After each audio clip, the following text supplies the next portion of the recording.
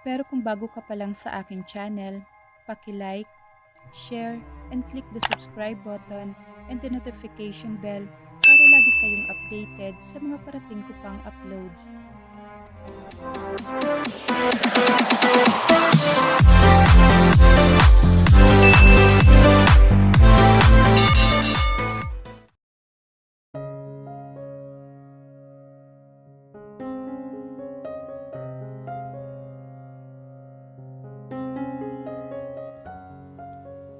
Pag-uwi ko sa mansyon ay hindi na ako halos makahinga ng maayos. I'm a little bit nervous. Baka ano na ang iniisip ni Alaura sa nakikita niya. I have nothing to do with Queenie. Pero yung nasa isip niya ang iniisip ko. Oo, ako lang ang paranoid. Si Alaura, nasaan po? Bungad ko kaagad na makita ko si Lola. Nasa ospital. Nagpa-follow up para sa internship niya. Paulo, come here. Let's have some tea and let's talk. Sabi naman ni Lola. Ano po yun, La? Anyway, La, bakit po kayo umalis kaagad nung nasa food chains pa tayo? Hindi ko alam na nandun pala kayo. Umupo ako sa tabi ni Lola.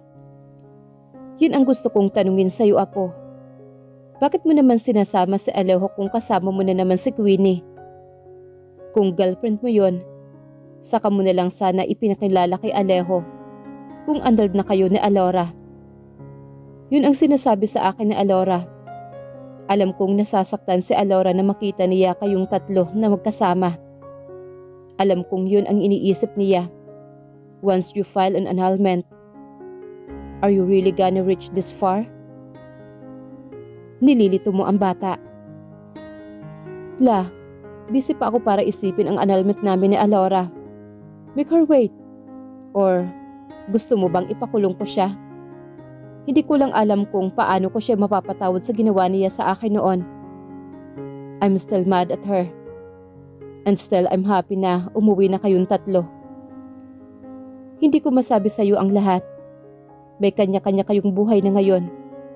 Ayokong panghimasukan ang buhay ninyong mag-asawa dahil matagal na kitang hindi pinakikialamanan sa mga gawain mo, Apo. Inabot ko ang kamay ni Lola at marahang pinisil yun. La, ang nanghimasok ka sa buhay ko, ang pinakamagandang pangyayari sa buhay ko. I know Alaura is a very good woman, pero galit pa rin ako sa kanya. But that doesn't mean na iiwan ko siya tulad ng ginawa niya. And she gave me a son. I am sorry kung hindi ko maintindihan noon. Since na makita ko si Alejo, naging bukas ang isipan ko sa mga bagay na makakabuti sa kanya. Like you did to me. Palaging out of town sina mama at papa, kaya ikaw ang palaging nagsubaybay sa buhay ko. I am happy na makitang nakangiti si Lola. Ayoko siyang nakabusangot palagi ang lola ko. Dahil nag-aalala at nalulungkot para sa amin ni Alora. I don't want you to worry. Hayaan niyo muna kami ni Alora. Either we'll pursue the annulment or not. As long as it is for the better for the both of us. Don't tire yourself for us, Lola, okay? That's good, Paulo. Sana hindi kayo hahantong sa hiwalayan kung maaari lang. But if you find it hard for the both of you, we'll settle things smoothly. Yes, La. Don't stress yourself about us. Yes, Apo. Anyway, where's our little boy? Sumama kina Hector, Lola. Close friends niya si Jake. Kaya pabayaan na lang muna natin maglaro sila. Dadaanan na lang daw ni na mama at papa mamaya pag uwi nila. At least marami na siyang kaibigan ngayon pa lang. Tumango naman ako sa sinabi ng abuela ko. Yes, it's true. Napakasarap sa pakiramdam na may anak ka na. Nakaka-inspire. Pinagkait lang talaga nilang dalawa na mahawakan ko ang baby ko o makausap ko ito. Kahit nasa tummy pa lamang ng ina nito. Napailing na lang ako sa naisip ko. At nang maisip ko naman si Alora. Oh, by the way, Lola, alam mo ba kung nasaan si Alora? Nagkausap kami ni Daddy pero noong isang araw pa. Pinagbakasyon siya ng mami mo sa Bohol. What? Sa Bohol? Sa Bohol pa talaga? Pinauwi siya mag-isa ni Mama Gracia?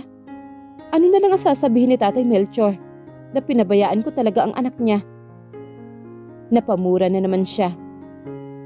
Hindi ko na talaga alam kung bakit napakahilig ninyong pakialaman ang buhay ko. Galit na sabi ko. Din pumunta kayo doon. When the right time comes. Busy pa yung eskwela niya at babalik pa siya sa shuttle to process her internship her. On shuttle na naman? Bakit ang daming nangyayari sa paligid ko na hindi ko nalalaman? Why I am left behind? Babalik siya sa shuttle, tapos ang bata ano? Her with you. You're in charge of taking care of your son. Now, isn't this a good idea? Magkakaroon kayo ng bonding time na mag-ama. Now it's your turn, Paulo. Para akong sinabugan ng bomba sa harapan ko mismo at nilukob ako ng inis sa sinabi ni Lola. Babalik siya ng shuttle lang hindi sinasabi sa akin. She made decision now without consulting me as her husband. In the first place, hindi kasama ang anak namin. Ibig ba sabihin ay talagang iiwan na niya sa akin ang anak namin? At iiwan na rin niya ako? Tatalikuran na niya kami ng anak niya? O hindi ba yan naman ang plano mo? Tsaka wala naman sigurong sinasabing tatalikuran ni Alora ang bata. Wika naman ang kanyang isipan. Kailan siya babalik doon? As soon as possible. That's okay, Paulo. Para naman magkaroon ka ng panahon sa bata. She's just going to process her papers there. No, walang aalis sa bahay na to. Subukan niyang tumakas sa puder ko at ipakukulong ko siya. Sabi ko out of frustration at umalis sa harapan ni Lola na nakatanga lang na nakatingin sa akin. Paulo, hindi siya tatakas. I said, she's going to shuttle her internship. Paulo, ikaw lang talaga ang hindi nakikinig at napakakiti ng utak mo. Tawag ni Lola pero hindi ko na siya pinakikinggan. Pumanhik ako sa kwarto at doon ibinuntun ko ang galit ko kay Alora. Bakit wala siyang pakialam sa akin? Bakit ba ang bilis niyang mauto kay Mami? Ayaw kong iiwan na naman niya ako. Kahit pa nasa akin ang anak namin, hindi ako papayag. Paano na lang kung makahanap siya ng iba at ipakita sa akin na sobrang saya na niya? No. Pasado 7:00 ng gabi na makauwi ako sa bahay sakay ng taxi. Pagdating ko pa lang ay sobrang boring na ng bahay ngayon. Mga katulong lang ang makikita ko na naghahanda para sa hapunan. Wala rin ang anak ko sa sala. Malamang hindi pa umuwi ang dalawa kasama ang girlfriend ni Paulo. Sa tuwing naiisip ko yun ay parang kinukurot ang kalob-looban ng puso ko. Pero dapat na rin masanay na ako dahil maghihiwalay na rin naman kami. Hindi ko na pag-aari ang puso ni Paulo. Lalo na ang atensyon nito. Alejo? Tawag ko pero walang Alejo na sumasagot sa akin. Ma'am Alora? Tawag sa akin ni Jing nang makita niya akong papunta sa kwarto ni Lola. O Jing, sabi ni Doc pagdating mo raw ay diretso ka sa kwarto. Galit na galit eh. Magugulat pa ba ako? Lagi naman niyang galit. Sabi ko at pumanhik na lang din. Pagbukas ko ay nakita kong nakaharap ito sa floor ceiling na bintana habang nakatingin sa labas at nasa isang kamay nito ang cellphone. Pinatawag mo raw ako. Mahinang sabi ko. Where have you been, Alora? Galit nga. Sa ospital. Sagot ko at humarap ito sa akin at para itong nagulat at tinitigan ang mukha ko. Nasaan ang mahaba mong buhok?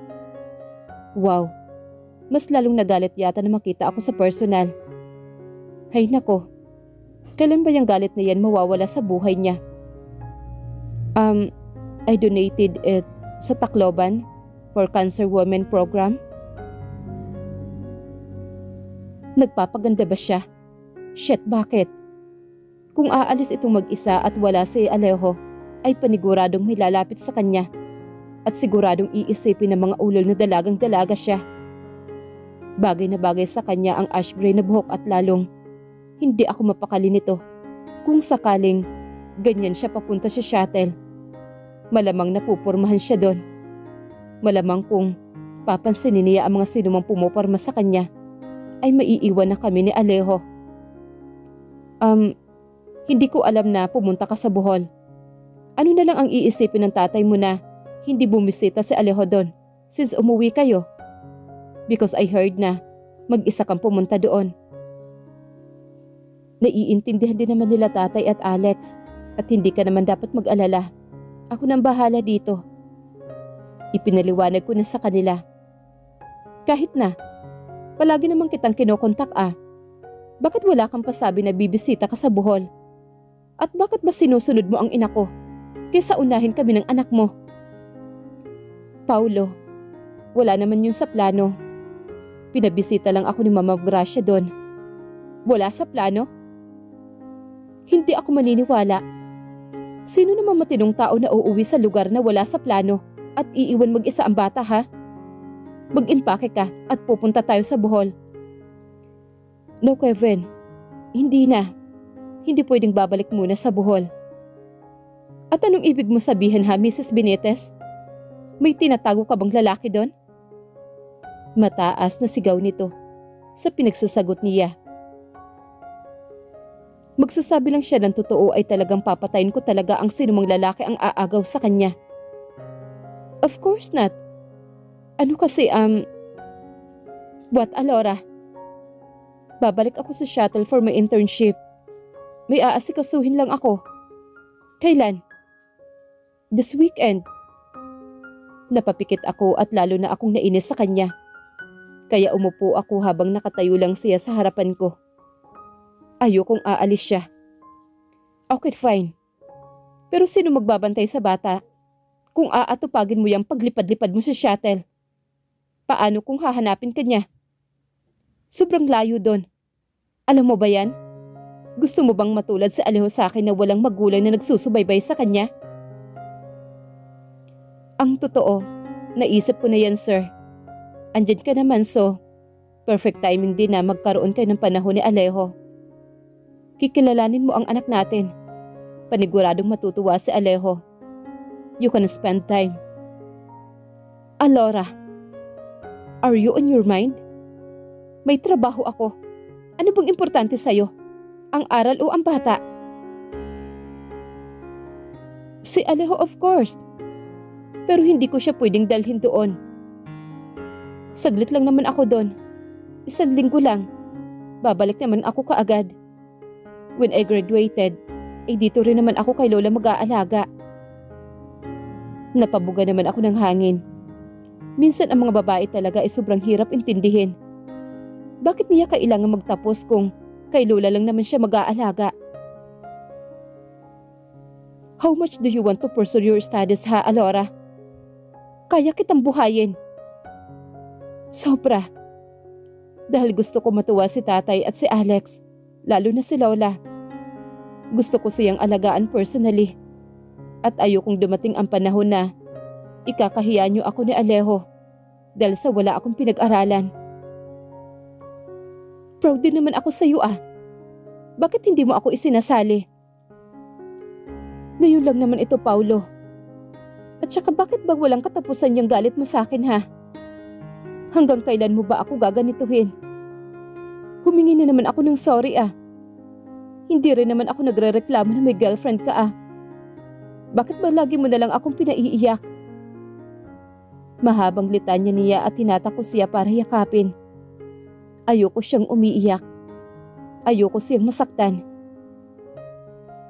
I'm so sorry. Hindi ko rin alam kung kanino ako nagagalit. Galit ako dahil hindi mo iniisip ang nararamdaman ko. Sabi ko sa kanya dahil sa totoo lang, ay galit na galit ako sa sarili ko ngayon. Kagustuhan naman ni Mama Gracia na umuwi muna ako ng Bohol dahil gusto niya magkaroon kayo ng closure ni Alejo. Kung alam mo lang kung gaano ko kagusto na makita si Alejo, ang tatay ko, at si Alex. Iyak na sabi niya. I know. We'll visit them soon.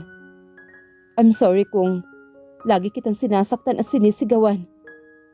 And I'm so sorry kung inaaway kita sa ospital. And I'm so... Mami? Napalingon kami pareho nang bumukas ang pintuan at bumulaga doon ang bata. Habang tumatakbo na lumalapit sa ina at niyakap na mahigpit. Napangiti ako na parang itong nakukuryente at tinulak ako papalayo at kaagad pinahid ang luha ko. How's your day, sweetie? Tanong naman niya sa bata. I miss you so bad, Mom. Why are you crying, Mommy? Inaaway ka ba ni Daddy? Sabi nito at nagpakandong sa ina nito. Umupo lang din naman ako kaharap sa kanila. No, I cried because I miss your daddy. Kaya I hugged Daddy right away. I miss you. I mean, napangiti ako dahil sa good line na sinasabi nito. Miss me, ha? Sabi ko sa kanya at inirapan niya lang ako kaya natatawa ako lalo. Namimiss daw ako, oh. Sabi ko naman. Hindi, no? Napatingin ako sa cellphone ko na nag-vibrate at napatawag naman si paring Knight. Napatingin naman si Alora sa akin. Oh, that look. Kaya bago ako tumayo ay sinagot ko na si Knight. Hello, Knight. Sabi ko at tumayo na. Hindi pwedeng ma-misunderstood ito ni Alora. Kailangan ko magsinungaling. Hindi sanay si Alejo na may umiiyak sa amin. Dahil sensitive din ang anak kong ito.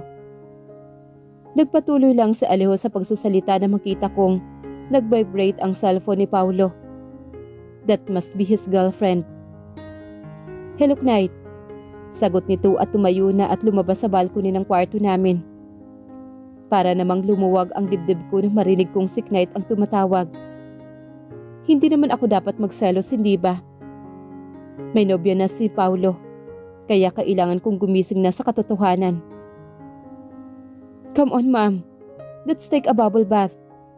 Sabi naman ni Alejo kaya tumayo na rin ako at nagpahila na sa paslit na papasok sa banyo. Sanay lang itong sabay kaming dalawa na naliligo sa bathtub dahil sinasabayan na rin niya ito ng laro ng mga bula. After sometimes ay nasa bathtub na kami at naliligo. Medyo gumaan ang pakiramdam ko sa maligamgam na tubig na dumadampi sa katawan ko. Sobrang laki ng pahaba sa bathtub. Kaya si Alejo ay parang ewan na naglalaro sa mga bula.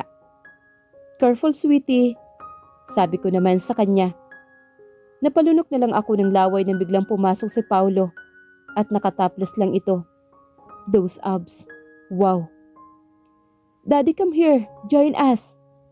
Sabi naman ni Alejo. Kaya napalunok ako ng maraming laway. Ramdam ko ang pamumula ng mukha ko dahil sa init na titig ni Paulo sa akin. Oh no, hindi ito pwede na tatlo kami sa bathtub. Wala akong suot sa ilalim ng tubig. Sir? Can I have my towel? Sir? Kanina ko pa napapansin ang tawag mo na yan sa akin, Alora. Huwag mo akong ginagalit. Paulo, please. Stay, Alora. Pilyong ngiti nito at tinanggal ang towel na nakagapos sa baywang nito. Kaya napalingon ako sa ibang direksyon. Wow, Daddy!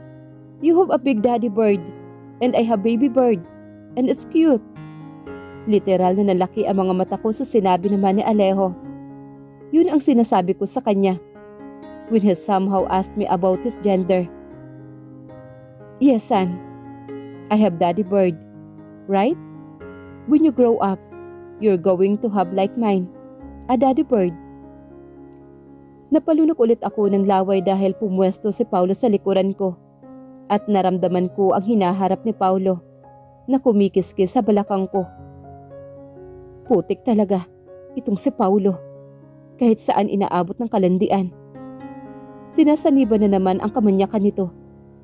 Naramdaman kong hinagod niya ang likod ko ng malambot na sponge habang ang isang kamay ay palihim na humahagod sa ilalim ng mga bula and pulled me closer to him. Sobrang dama ko ang daddy bird niya. If I got this daddy bird, what to call this? Bulong niya sa likod ng tenga ko, habang ang kamay nito ay umaabot sa pagkababae ko. Paulo, ano ba, may bata hindi ba? Bulong ko naman sa kanya. I'm just curious, wife. It's nothing. Well, that's something for me. I miss this, Alora. Shut up, Paulo. Napalunok ulit ako ng laway ng paglaruan niya ang nipple ko at inikot-ikot ang daliri sa dalawang utong ko. And this. Paulo, please. Sabi ko dahil tinutukso-tukso niya ako. Just so you know, may girlfriend kang tao. Come on, Daddy, let's play. Sabi naman ni Alejo. And nagpapasalamat ako ng lihim sa anak ko. Dahil lumapit ito sa amin at pumagitna. Kaya tumayo ako at dali-dali nang inabot ang tuwalya. Napatingin naman ako kay Paulo at kinindatan niya ako. Pumasok ako sa shower room at dali-daling naligo. Ilang minuto ay lumabas na rin ako at nasa bata pa rin ang dalawa naglalaro. Alejo, hindi ka pwedeng magtagal ng sobra ha? Sige ka. Yes, Mommy. Sagot nito at lumabas na ako. Paglabas ko ay kaagad kong hinanda ang gamit ni Alejo pantulog and blow my hair dry. Ilang minuto lang din ay lumabas na ang mag-ama ko. Tulog na si Alejo sa gitna namin at ako naman ay nagtulog-tulugan ay hindi mapakali. Gusto kong iyakapin si Alora. I have to think some ways. Ouch! Sabi ko at medyo nilakasan ko pa rin para marinig niya. Shit! Kung hindi lang ako nahihiya ay sinabi ko na talaga sa kanya. Hindi na sana aabot pa sa punto na kailangan ko magdrama para mapansin. Ouch! Paulo, okay ka lang ba? Tanong niya sa akin at bumangon para lapitan ako. Paulo, sumagot ka nga dyan. Masakit ang tiyan ko. Ha? Saan banda? Alalang-alalang tanong niya at para akong timang dahil sa kagaguhan ko. Hinimas-himas niya ang tiyan ko. Saktong nakahanap ako ng tiyempo ay hinata ko siya papalapit sa akin at nagkasalubong ang mga labi namin. Miss na miss ko na ang mga labi niya. Ginalaw ko ang mga labi ko pero hindi ko pa rin siya nararamdaman na humahalik sa akin. Please, kiss me back, darling. Bulong ko sa kanya. Ilang saglit lang ay nasa ilalim ko na siya at kapwa kami naghahabol ng hininga sa ilalim ng malaking kumot. Kailangan pa naming patayin lahat ng ilaw at dahan-dahan sa kilos ko dahil nasa tabi lang namin ang anak namin. Baka magising pa ito at mabuking ang ginagawa namin. Kung kailan gustong-gusto ko siyang yakapin, hawakan at damhin, ay hindi ko magagawa dahil may bata na akong iisipin. Lipat tayo sa banyo. Sabi ko. Bakit? Bulong dun nito. Hindi kita makita, ang dilim. Maya-maya ay humagikik ito. Hindi naman nakakatawa ang sinasabi ko Seryoso nga. Oo na, oo na. Tawang sagot nito at dahan-dahan kaming bumangon at pumasok na sa loob ng banyo.